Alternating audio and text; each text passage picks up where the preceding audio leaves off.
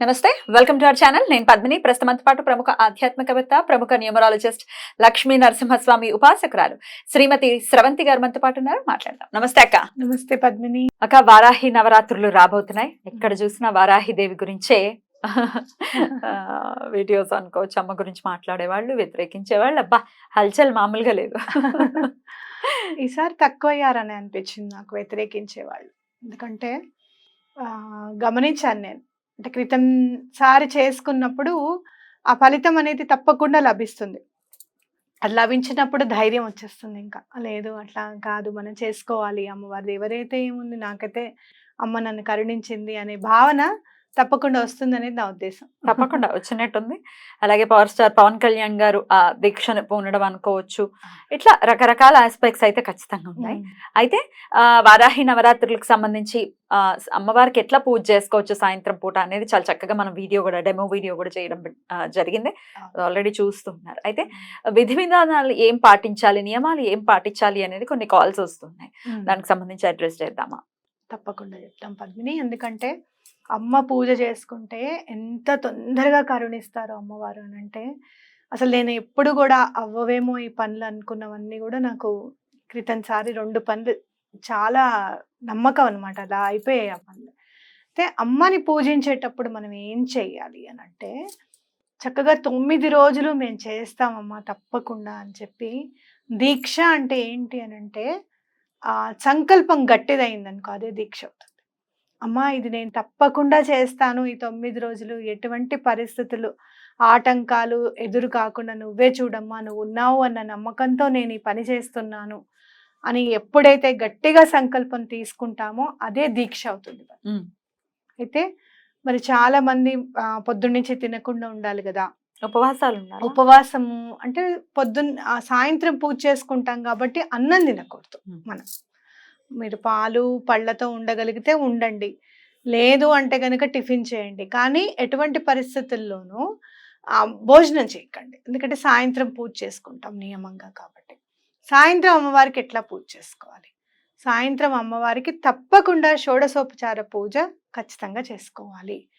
ఈ అంటే 9 రోజులు మనం ఒక వ్రతంలా చేసుకోవాలి, ఒక దీక్షలాగా చేయాలి ఖచ్చితంగా అన్నప్పుడు నేను గమనించింది ఏంటి అంటే, లాస్ట్ ఇయర్కి అంతకుముందు ఇయర్ ఏమో నేను అమ్మవారి హోమం చేయించుకున్నాను ఇంట్లో.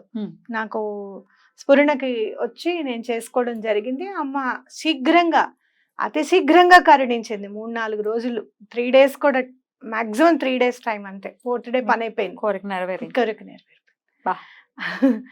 అయితే అప్పుడు కంటే కూడా లాస్ట్ ఇయర్ నేను చేసిన విధానము, షోడశోపచార పూజ విధానం చెయ్యాలి అమ్మకి అంటే ఇలా తొందరగా తేలికగా చేసేసుకుందాము అట్లా అని కాకుండా, మీరు కొడితే గనక స్తోత్ర నిధి అని వస్తుంది మనకి గూగుల్లో. వాళ్ళే బుక్స్ కూడా అమ్ముతున్నారు చక్కగా. ఎంత చక్కగా షోడశోపచార పూజ వాళ్ళు ఇచ్చారంటే విధానము.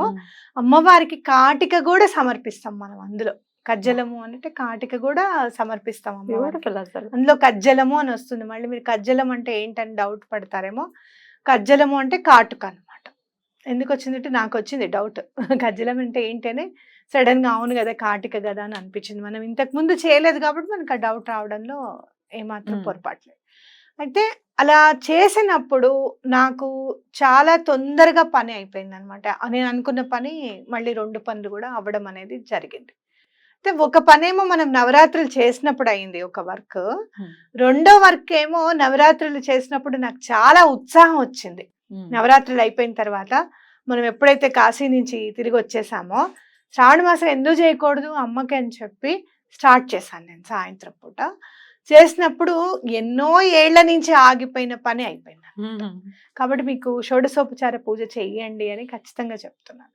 అయితే మరి షోడశోపచార పూజ ఎలా చేసుకోవాలి? మీరు ధూపం వరకు పూజ చేసిన తర్వాత, ధూపం ముందు మీరు చక్కగా అమ్మవారి 12 నామాలు, అమ్మవారి సహస్రనామ స్తోత్రం చదువుతుంటేనే లాస్ట్లో మీకు ఉంటుంది ఏమని, 1000 అశ్వమేధ యాగాలు చేస్తే ఎంత ఫలితం అయితే ఉంటుందో, అమ్మవారికి సహస్రనామ స్తోత్రంతో గనక మీరు చదివితే అంతే ఉంటుంది అని దాంట్లో ఉంటుంది. 1000 వాజపేయి యాగాలు, 1000 అశ్వమేధ యాగాలు చేసిన ఫలితం కేవలం ఈ సహస్రనామ స్తోత్రం చదివితే వచ్చేస్తుంది అనేది ఉందన్నమాట. అలాగే మీరు ద్వాదశ నామాలు సహస్రనామ స్తోత్రం చదువుకోవచ్చు. కృష్ణ వారాంతు వారాహి అని అమ్మవారిది స్తోత్రం ఉంటుంది. అలాగే అమ్మవారిది కవచం ఉంటుంది. ఎవరైనా కూడా దుష్ట శక్తులతో ఇబ్బంది పడుతూ ఉంటే గనక, దుష్ట ప్రయోగ బాధలతో, అంటే బ్లాక్ మ్యాజిక్, చేతబడులు అంటున్నారు, లేకపోతే నెగటివ్ ఎనర్జీ ఇంపార్ట్ చేస్తున్నారు మా పైన అంటున్నారు, వాళ్ళు చేస్తూనే ఉంటారండి, మేము తీసుకుంటూనే ఉంటాం, వాళ్ళు చేస్తూనే ఉంటారు. ఇలాంటి మాటలు చాలా వింటున్నాను ఈ మధ్య. అలా మీకేమన్నా ఇబ్బంది పడితే, ఆఫీస్లో మీరు ఏమన్నా ఇబ్బందులు ఎదుర్కొంటూ ఉంటే వారాహి కవచం అని ఉంటుందన్నమాట. అదైనా చదువుకోండి. ఇవి చదువుకున్న తర్వాత ధూపం నుంచి మళ్ళీ నెక్స్ట్ పూజ చేసుకుంటూ వెళ్ళిపోవచ్చు. అందరికీ తెలిసిన విషయమే. నైవేద్యం అయిపోయిన తర్వాత హారతిస్తాము అని చెప్పి తెలుసు. ఏ నైవేద్యాలు పెట్టమంటారు 9 రోజులు కూడా? 9 రోజులు ఈ నైవేద్యం అని మీకు ఏది స్ఫురణకు వస్తే అది పెట్టండి. అయితే అమ్మవారికి గుండ్రంగా ఉన్న పదార్థాలు ఇష్టం. లడ్డు, రవ్వ లడ్డు, అలాగే బూరెలు, ఏవైతే గుండ్రంగా ఉంటుందో. ఎందుకు అనంటే అమ్మవారు వరాహమూర్తికి శక్తినిచ్చిన అమ్మవారు. ఓకే, మరి అలానే మనలాగా అమ్మవారిని పూజించద్దు అని చెప్పి విష్ణువు కూడా వెళ్ళకపోతే భూమి పైకి వచ్చేది కాదనమాట, సముద్రంలోనే ఉండిపోయేది. కాబట్టి వరాహస్వామి గురించి మాత్రం ఏం మాట్లాడు క్షేత్రపాలకుడు, మా ఇంటి వారు అనేది అక్కడ దేవుళ్ళకి కూడా ఆపాదించుకుంటూ ఉంటాం మనం. ఇక్కడికి వచ్చే వరకల్లా ఏమో అమ్మవారు ఈశ్వర శక్తిగా ఉంటారు కాబట్టి, శాక్తేయ రూపంలో ఉంటారు కాబట్టి అమ్మవారికి అపనిందలో, లేకపోతే వాళ్ళు మాట్లాడే మాటలు నిజంగా ఆ అమ్మవారి భక్తులుగా మనకి అవమానంగా మనం భావించాలన్నమాట. కాబట్టి సరే, మనకి అవన్నీ కాదు, అమ్మవారిని పూజించాలనుకున్నాం కాబట్టి తప్పకుండా పూజించుకోండి. అమ్మవారికి గుండ్రని పదార్థాలు ఏవైనా కూడా అమ్మవారికి నైవేద్యం పెట్టడం చాలా మంచిది. 9 రోజులు ఏమైనా నియమాలు ఉంటాయక్క? అంటే బ్రహ్మచర్యం, కింద పడుకోవటం, ఇట్లాంటివన్నీ తప్పకుండా పాటించాలి. కింద మీరు పడుకోగలిగితే పడుకోండి, లేదు అంటే పర్వాలేదు. అయితే ఎటువంటి పరిస్థితుల్లోనూ ఎవరైనా ముట్టున్నారు, మీ పిల్లలు, మీరు పూజ చేసుకుంటున్నారు, సడన్ గా మీ పిల్లలకి డేట్ వచ్చింది, వాళ్ళని పక్కకు కూర్చోబెట్టవలసిందే. లేదు అంటే మీరు తప్పు, లేదు అంటే మీరు మాకు లేదు కదా ముట్టు, మా పిల్లలకు కదా అనేది కాదు, వాళ్ళు పక్కకు కూర్చోవచ్చు, మీరు చేసుకోవచ్చు. అయితే ఆ అమ్మవారి శక్తి స్వరూపిణి కాబట్టి అమ్మ ఆ రోజు చాలా ఇంపార్టెంట్ అయిన డేస్ కాబట్టి వాళ్ళ గాలి కూడా మీ మీదకి సోకకుండా చూసుకోవాలి అనమాట.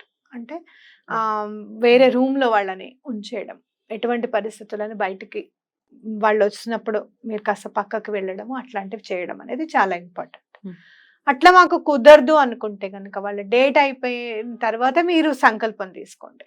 ఈ నవరాత్రుల్లో ఫస్ట్ 3 రోజులు చేసుకోవచ్చు, సెకండ్ 3 రోజుల నుంచి 6 రోజులు చేసుకోవచ్చు, లేదు అంటే లాస్ట్ 3 రోజులు కూడా చేసుకోవచ్చు. అలా కూడా చేసుకోవచ్చు. రైట్, అద్భుతం. బ్రహ్మచర్యం ఆబ్వియస్ గా కంపల్సరీగా పాటించాలి ఖచ్చితంగా. ఎందుకు అనంటే ఏదైనా కోరిక, సంకల్పము అనేది అంటే ఏంటి, చాలా బలీయమైన కోరిక అని చెప్పి మనం అనుకోవచ్చు. సంకల్పం అని అంటే అంత బలీయమైన కోరిక నెరవేరాలి అని అంటే మనం ఇవి పాటిస్తే తొందరగా నెరవేరుతుంది అనేది ఇంపార్టెంట్. నాన్ వెజ్ తినటాలు, నాన్ వెజ్ పొరపాటును కూడా దగ్గరికి రానివ్వకూడదు. అలాగే మీరు నైవేద్యం పెట్టేటప్పుడు ఇంకొకటి, మినప్పప్పుకి సంబంధించినవి ఏవైనా కూడా నైవేద్యం పెడితే అమ్మవారికి చాలా ఇష్టం. గారెలు మినపప్పుకు సంబంధించినవి ఏవైనా, దోశలు కూడా వేయచ్చు మీరు చక్కగా. వెంకటేశ్వర స్వామికి ఇష్టం అంటే దోశలు అంటే. అలాగే తప్పకుండా అమ్మవారికి కూడా మీరు వేసి పెట్టవచ్చు. అద్భుతం అక్క, చాలా బ్యూటిఫుల్ గా ఎక్స్ప్లెయిన్ చేశారు. డెఫినెట్ గా ఈ నియమాలను పాటించుకుంటూ ఖచ్చితంగా వారాహి చెప్పండి. అలాగే మీరు కదంబం అంటారు. కదంబము అని అంటే చక్కగా కూర ముక్కలు అన్ని వేసేసి, అలాగే అన్నం వేసి, చింతపండు రసం వేసి, అంత మినపప్పు, శనగపప్పు, కొంచెం కందిపప్పు కూడా వేసుకోవచ్చు, 4 రకాల పప్పులు వేసుకోవచ్చు. లేదంటే శనగపప్పు, కొబ్బరి నానబెట్టేసేసుకొని వేయించుకోవాలి. ముందు నానబెట్టకూడదు, సారీ, అంటే మీరు ఇంచుమించు మీరు సాంబార్ మసాలా చేసేటప్పుడు వేస్తారు చూసారా, అందులో వెల్లుల్లిపాయ తప్పించి అన్ని వేయచ్చు.